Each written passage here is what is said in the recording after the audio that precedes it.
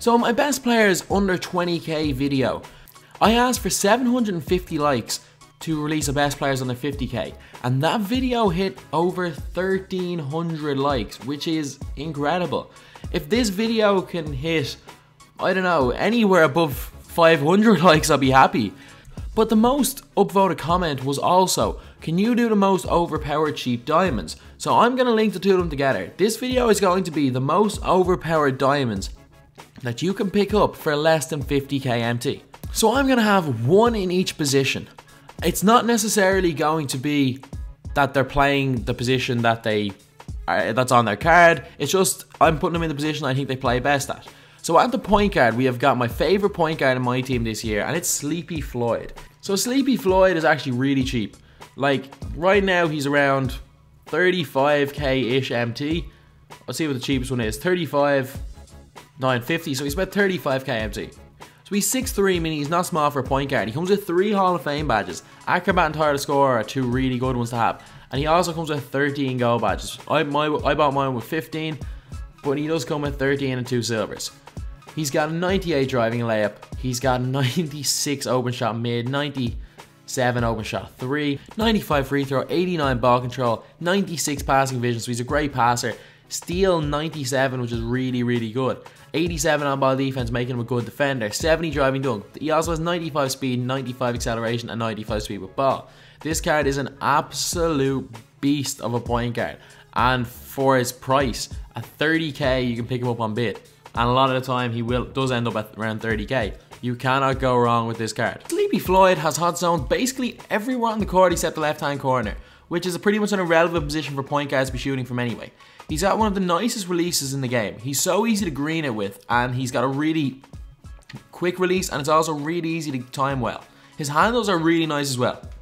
Even though he doesn't have 89 ball control, feels way higher, and the dribble moves are really, really nice. He can finish really well at the basket. His 70 dunk is noticeable. He dunks quite well, and he finishes extremely well. A lot of tough layups with that Acrobat Hall of Fame, but the main reason you've got this guy is for his shooting. That 97 open shot 3 is so good, as well as having a really good mid-range shot, being a good defender, and being able to attack the basket as well as the majority of point guards. And he's also not small at 6'3", which is really good for a card like this. So, in my opinion, Sleepy Floyd, if you're looking for a cheap diamond point guard, you cannot go wrong. And he's much better than Rondo, he's much better than Van Exel in my opinion, and definitely the best cheap point guard you can get. At the 2 guard position, we have got a card that I don't actually have, but I do have a card that's basically identical to it and is way cheaper. And it is Amethyst / Diamond James Harden. The reason, even though this is a list of best diamonds, there's a reason why I have an Amethyst on it, and let me explain it now. So in the best diamonds under 50k shooting guards, there's only Jimmy Butler, who's a decent enough card, not exceptional. DeMar DeRozan, who's a good card, and there's also James Harden. James Harden is the best by a good bit out of 3 of these. So James Harden's diamond is probably the best diamond shooting guard you can pick up for less than 50k. So James Harden's Amethyst card is actually about 15k cheaper than his diamond card. His diamond card actually comes with 6 bronze badges, and whereas his Amethyst card comes with 6 gold badges. So already he has better badges, the Amethyst. But I'm going to go over the difference between these 2 cards stats wise. So very little, like looking at it here. Obviously it is the same Hall of Fame badge. But these stats, +4 standing layup, +4 shot close. A little bit better shooting wise. A little bit better pass accuracy. 2 better speed. So these 2 are basically the exact same card, except one of them is about 15k at least more than the other one. So even though Diamond James Harden takes the spot on this list, just get the Amethyst. Just get the Amethyst, it's much better value. So James Harden doesn't have that many hot zones. He's got the 2 corners and a couple inside the key. The corners are good positions to have, but if you're running them at point guard, it's not that important. But his release is so nice. For some reason, left-handed players seem to have a way nicer release for me. And James Harden is no exception to that. He's really good off the dribble, he's really good in the catch, and he's just one of the best shooters in the game. Going to the basket, he's extremely good. He's got a good driving dunk rating and a really good layup. His dunk animations aren't too spectacular, which means he's not going to get blocked often. He's going to be able to get the basket. And I think everyone's pretty much used this card. They know exactly what this card is about. And even though he was released on January the 1st, it's still probably top 2 or 3 Amethysts in the game. And is probably the best would be the best diamond shooting guard in the game if he was, because he's basically identical to the diamond Harden. At the 3, we have got one of the original game-breaking diamonds, and it's Diamond Paul Pierce. So Diamond Paul Pierce actually dropped a lot in price in the past week or so. He was actually up to about 50k about 2 weeks ago. Since 2K have been releasing loads of really good players, he's gone back down to 40k. He's got mid-range Deadeye Hall of Fame. He comes with, I think this is what he comes with. He comes with the 3 bronze, 13 golds and 1 silver, and 1 Hall of Fame. He's 6'7", 99 offensive overall. He's got 95 post fadeaway, 96 open shot mid, 95 open shot 3, 88 free throw, 70 block, 80 steal. He's a lockdown defender as well with 94 on-ball defensive IQ. He's got an 85 driving dunk, 85 speed, 84 acceleration, which is good. Basically, this Paul Pierce does absolutely everything. He's a great all-around small forward, and there's a reason you see nearly every single person, nearly every team having this card. So Paul Pierce has hot zones pretty much everywhere. The top of the key is an important one that he doesn't have, which is a little bit annoying. He's got a little bit of a longer release. It's not the most difficult to green, but it is quite difficult to get an open shot off the dribble with him. It takes a little bit longer, but if he's open, he's going to hit so many of them. He's going to hit the majority of them. Mid-range, he's really good, and his post fadeaway is so nice. I think he has a post fadeaway of 95, and he can go over both shoulders really well. So he can go over the right shoulder, and he's got a really nice release over the left shoulder, kind of like a Dirk fadeaway shot, which is really, really nice. But what you're using this guy for is just a shooter. Even though he does have an 85 driving dunk, and again, no spectacular dunk animations, meaning he will dunk it on so many people, and he won't get blocked from behind that often. Great mid-range shooter, but basically, he's a lockdown defender who's a great spot-up shooter and can go to the basket. There's nothing really this card can't do, to be honest. At the power forward, we actually don't have a power forward. Obviously, Dennis Rodman is a really good card, but he's a little bit worse than the card I have. Actually, Spencer Haywood's a great card as well for only 10k MT. But it is a center, and it's Wes Unseld. So Wes Unseld is around 39 to 40k MT. He's a pretty much 40k MT. He's got 5 Hall of Fame badges.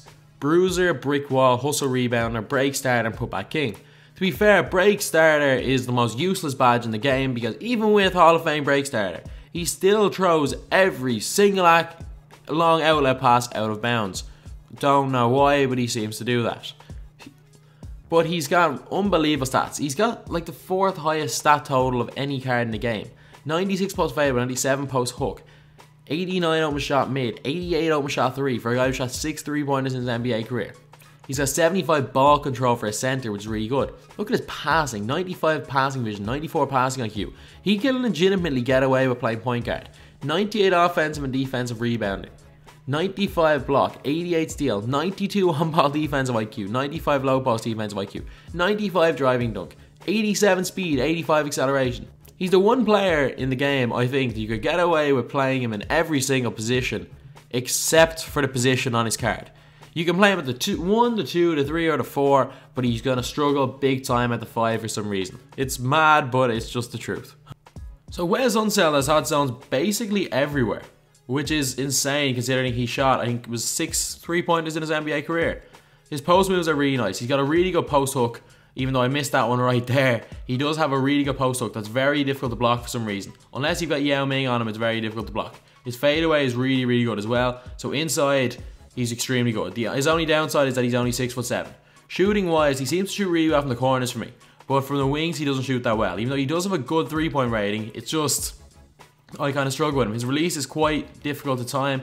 Even though I am getting a lot of greens in practice, in game, it's quite difficult. His mid-range shot is really nice as well. Pull-up is not great, and just like his off-dribble 3 is not great, but his mid-range game is even better than his 3-point game. Going into the basket, he's got a really high driving dunk rating, so if you get a little bit of space, he will dunk it, and he's one of the best, even though he is a center, he's only 6'7", so he cannot play there, but he's one of the best cheap power forwards you can get, and a really good card.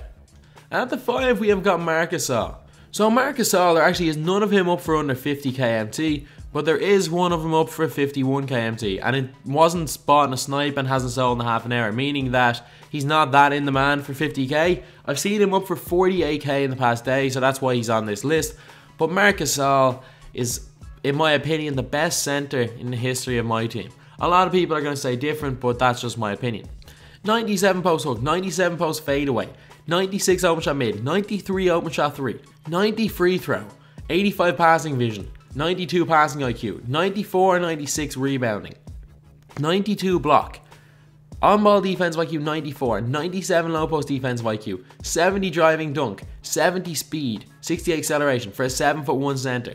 He's one of the best all-around centers I think I've ever used in my team. And with the importance of the three-point shot, he's the only center, really, apart from maybe Jokic, that's at like Hakeem level inside, when that's 97 fadeaway, 96 hook, while also shooting better than nearly every player with a 93 open shot 3.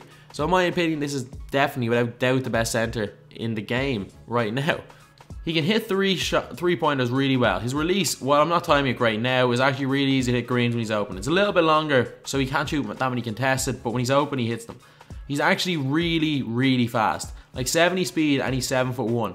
Obviously, when he has the ball, he doesn't seem that fast, but when he doesn't, he's very, very fast for center. Like, let's look at how fast he's running here. Like, that is fast for anyone, and he's a center. He's got really good block ratings, he's a really good defender, and his inside game is great. He's got a great post hook, really good post fadeaway, really good standing dunk, decent enough driving dunk, great mid-range shot. There's nothing that he can't do. He's an all-around beast. He can score from everywhere. So anyway, that's the video. In my opinion, these are the 5 most overpowered diamonds you can pick up for less than 50k. If you think I missed out on anyone, leave it in the comments. And as always, thanks for watching. Please like, comment, and subscribe.